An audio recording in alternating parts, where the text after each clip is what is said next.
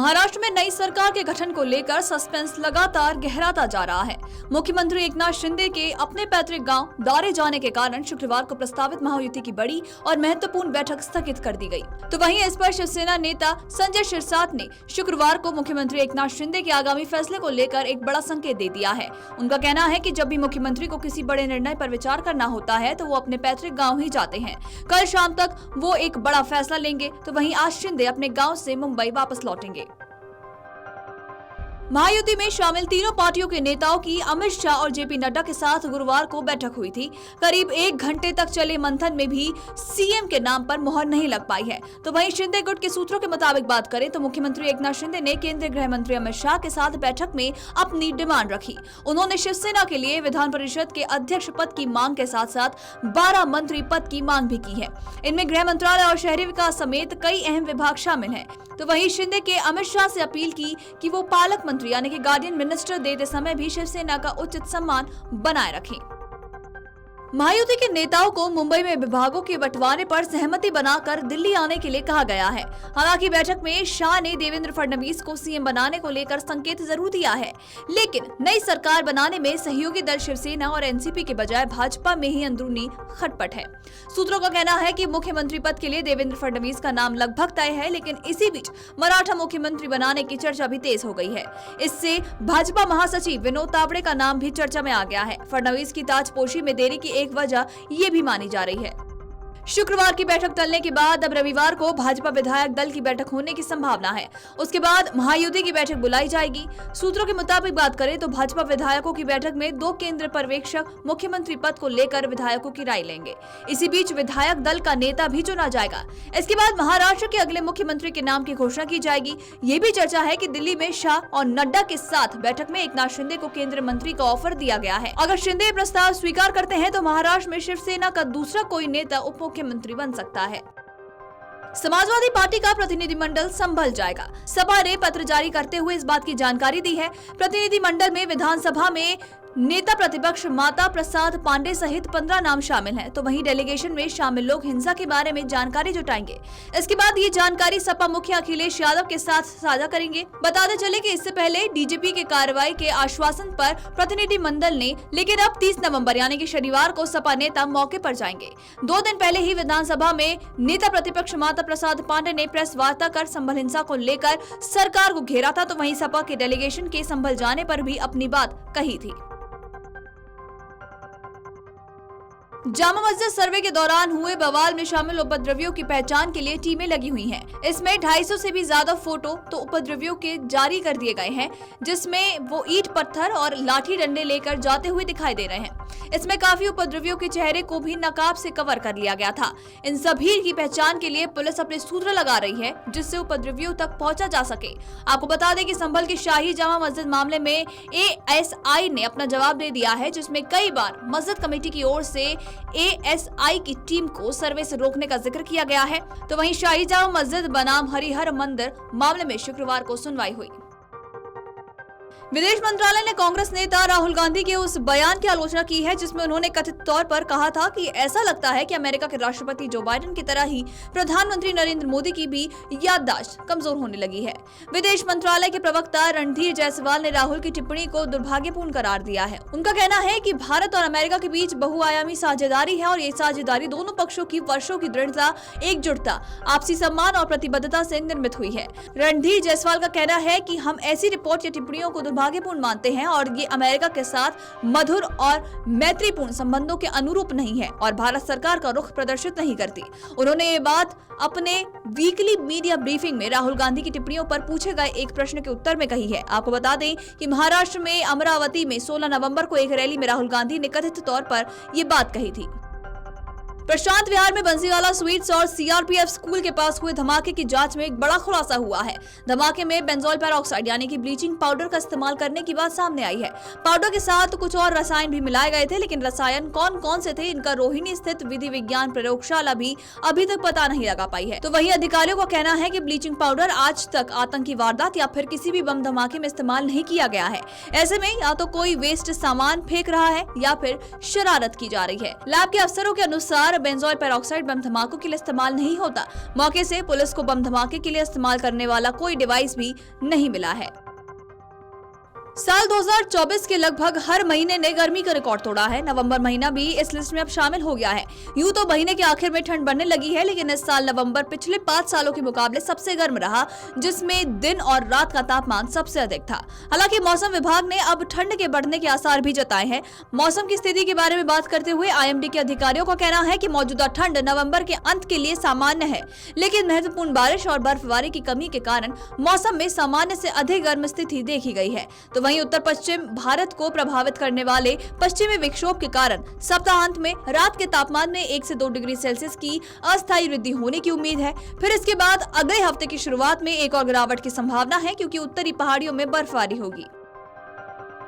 बांग्लादेश में हिंदुओं पर हो रहे अत्याचार और हमले की घटनाओं के बीच इस्कॉन से जुड़े चिन्मय कृष्ण दास की गिरफ्तारी को लेकर दोनों देशों के बीच संबंध बेहद खराब हो रहे हैं। इस पूरे मामले पर अब जगत गुरु श्री रामभद्राचार्य ने बड़ा बयान जारी किया है। उनका कहना है कि बांग्लादेश को ऐसा नहीं करना चाहिए।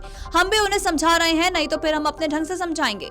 रामभद्राचार्य ने बांग्लादेश में चिन्मय कृष्ण दास की गिरफ्तारी पर नाराजगी जताई और कहा कि हमारी सरकार उन्हें समझा रही है, उन्हें समझाया जा रहा है, नहीं तो हम अपने ढंग से समझाएंगे। अभी हमारे राजनेता भी समझा रहे हैं कि उन्हें ऐसा नहीं करना चाहिए। इस दौरान उन्होंने एक बार फिर हिंदू एकता की बात दोहराई और कहा है कि हम अयोध्या जा रहे हैं। हम रामलला से यही प्रार्थना करेंगे कि सब हिंदुओं को एक कीजिए। अगर हिंदू एकजुट हो जाएंगे तो आसुरी शक्तियां अपने आप ही परास्त हो जाएंगी।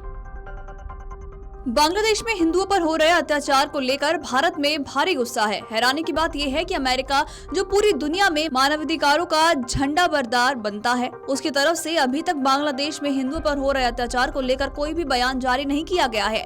बांग्लादेश ने भारत के कोलकाता में अपने उप उच्चायोग के बाहर हुए हिंसक विरोध प्रदर्शन की कड़ी निंदा की है। इस प्रदर्शन के दौरान कथित तौर पर भीड़ ने अंतरिम सरकार के प्रमुख यूनुस के पुतले के साथ ही बांग्लादेशी राष्ट्रीय ध्वज में भी आग लगाते हुए अपना विरोध जताया था। तो वहीं बांग्लादेश ने भारत सरकार से भविष्य में ऐसी घटनाओं को रोकने और अपने राजनयिक कर्मचारियों की सुरक्षा सुनिश्चित करने के लिए तत्काल कदम उठाने का आह्वान किया है। आपको बता दें कि विदेश मंत्रालय के बयान में ऐसा कहा गया है कि हालांकि स्थिति फिलहाल नियंत्रण में है, लेकिन उप उच्चायोग के सदस्यों में असुरक्षा की भावना व्याप्त है।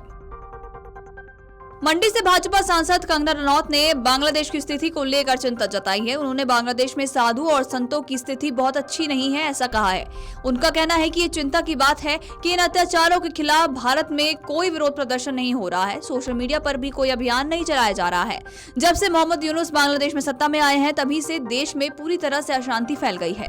हम बांग्लादेश में हिंदुओं के समर्थन में खड़े हैं, भगवान उनकी रक्षा करे। आपको बता दें कि कंगना ने बांग्लादेश में मौजूदा अंतरिम सरकार नोबेल पुरस्कार विजेता मोहम्मद यूनुस पर अशांति फैलाने का आरोप भी लगाया है।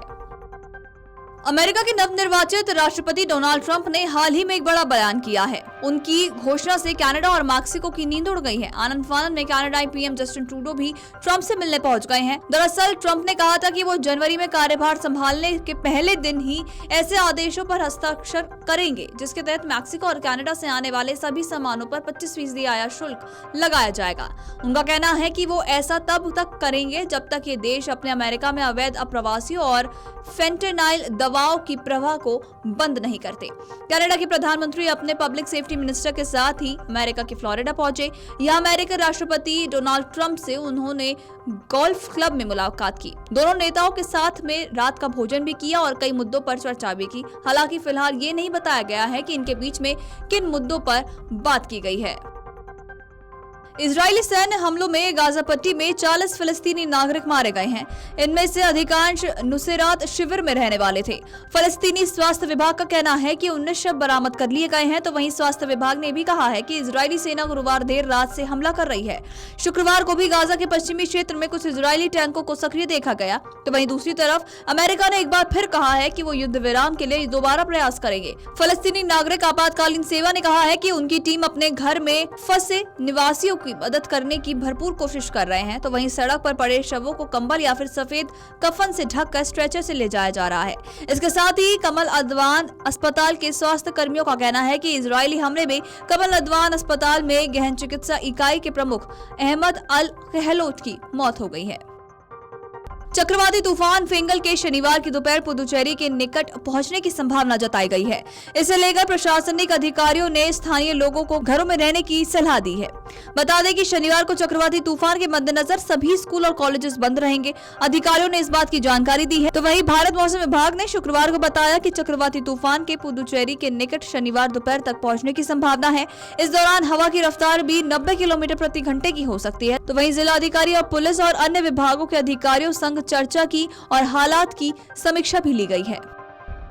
एक्ट्रेस शिल्पा शेट्टी के पति राज कुंद्रा ईडी रेड की वजह से चर्चा में आ गए हैं। एक मोबाइल एप्लीकेशन के जरिए पोर्नोग्राफी के सर्कुलेशन मामले में उन पर ये रेड की जा रही थी। साल 2021 में भी उनके खिलाफ इसी मामले पर केस हुआ था। कुछ मीडिया रिपोर्ट्स में ये भी कहा गया है कि इस मामले में शिल्पा शेट्टी की भागीदारी भी है। ऐसे में कल शाम को शिल्पा के वकील ने इस बात को लेकर सफाई दी है। अब राज कुंद्रा ने भी शिल्पा शेट्टी का नाम इस मामले में न लेने की बात कही है। आपको बता दें कि कल शाम को शिल्पा के वकील प्रशांत पाटिल का बयान भी सामने आया था, जिसमें वो कहते हुए नजर आए कि ईडी की रेड और उससे जुड़े मामले में शिल्पा शेट्टी का कोई भी हाथ नहीं है। साउथ सिनेमा से एक बहुत बड़ी खबर सामने आ रही है। दरअसल इंडस्ट्री की पॉपुलर स्टार समांथा रुथ प्रभु पर दुखों का पहाड़ टूटा है। हाल ही में एक्ट्रेस के पिता जोसेफ प्रभु का निधन हो गया है। इसकी जानकारी खुद समांथा ने अपने सोशल मीडिया अकाउंट पोस्ट के जरिए दी है। दरअसल समांथा रुथ प्रभु ने अपने इंस्टाग्राम अकाउंट की स्टोरी पर पिता के लिए एक नोट लिखा है, जिसमें उन्होंने कहा कि अब जब तक हम दोबारा नहीं मिलते पापा। इसके साथ ही एक्ट्रेस ने एक टूटे हुए दिल की इमोजी भी बनाई है। एक्ट्रेस की पोस्ट अब तेजी से वायरल हो रही है, जिस पर हर कोई उन्हें सांत्वना देता हुआ नजर आ रहा है। केंद्रीय वित्त मंत्री निर्मला सीतारमण का राज मैदान में सांसद गोपाल जी ठाकुर और विभिन्न बैंकों के अधिकारियों मिथिला की परंपरा अनुसार स्वागत किया गया। इस दौरान उन्हें मखाना का माला भी पहनाया गया था। वित्त मंत्री आज दरभंगा के ऐतिहासिक राज मैदान में SLBC द्वारा आयोजित आउटरीच कार्यक्रम का उद्घाटन करते हुए 49,000 से भी ज्यादा बेरोजगार युवाओं के बीच 1,388 करोड़ का वितरण करेगी। तो वहीं साथ ही उन्होंने ग्रामीण बैंकों को दूसरे व्यावसायिक बैंकों की तरह विकसित करने के निर्देश भी दिए हैं। आपको बता दें कि ग्रामीण बैंकों को दिसंबर तक ग्राहकों को internet banking, mobile banking, UPI के डिजिटल सेवाएं शुरू करने और सूक्ष्म एवं लघु उद्योग से जुड़ी गतिविधियों को बढ़ावा देने का निर्देश दिया है। गया के अटरी इलाके में तेज रफ्तार की कहर देखने को मिला है। आपको बता दें कि ट्रक की टक्कर से बाइक के पेट्रोल टैंक में ब्लास्ट हो गया और इसकी चपेट में आने से 2 युवक जिंदा ही झुलस गए। दोनों की मौके पर ही मौत हो गई, तो वहीं अन्य युवक झुलस गया। उसकी हालत भी गंभीर बताई जा रही है। घटना की सूचना पर मौके पर ही पुलिस ने स्थानीय लोगों की मदद के साथ ही घायल युवक को इलाज के लिए पास के अस्पताल में भर्ती करवाया, तो वहीं घायल युवक का इलाज भी किया जा रहा है। आपको बता दें कि पुलिस दोनों मृत युवकों को अपने कब्जे में लेकर पोस्टमार्टम के लिए अनुग्रहण नारायण मगध मेडिकल कॉलेज अस्पताल भेज चुकी है। बताया जा रहा है कि शुक्रवार की देर रात जिले के अटरी टेउसा मानपुर मुख्य सड़क मार्ग पर ट्रक और बाइक की टक्कर होते ही बाइक में आग लग गई और आग की चपेट में आने से 2 युवक की झुलसकर मौत हो गई। संयुक्त किसान मोर्चा गैर राजनीतिक संगठन के नेता जगजीत सिंह डल्लेवाल ने शुक्रवार रात 12 बजे से खनौरी बॉर्डर पर अनशन शुरू कर दिया है। शुक्रवार रात करीब 8 बजे DMC अस्पताल से छुट्टी मिली। उनको लेने के लिए सरवन सिंह बंडेर और उनके साथ ही लुधियाना पहुंचे, तो वहीं DMC से बाहर आते ही डल्लेवाल ने ऐलान किया कि उनका मरण व्रत अस्पताल में ही जारी रहेगा और आगे भी रहेगा। तो वहीं DMC से निकलकर सभी किसान नेता खनौरी बॉर्डर के लिए रवाना हुए। इसी बीच किसान नेताओं ने कहा कि डल्लेवाल खनौरी पहुंचने पर आमरण अनशन पर बैठेंगे और सुखजीत सिंह हरदो झंडा का अनशन समाप्त करवाया जाएगा। वीडियो डेस्क अमरउजाला.com। अगर आप ये वीडियो YouTube पर देख रहे हैं तो हमारे चैनल को सब्सक्राइब कर बेल आइकन दबाएं और Facebook पर देख रहे हैं तो हमारे पेज को लाइक करें।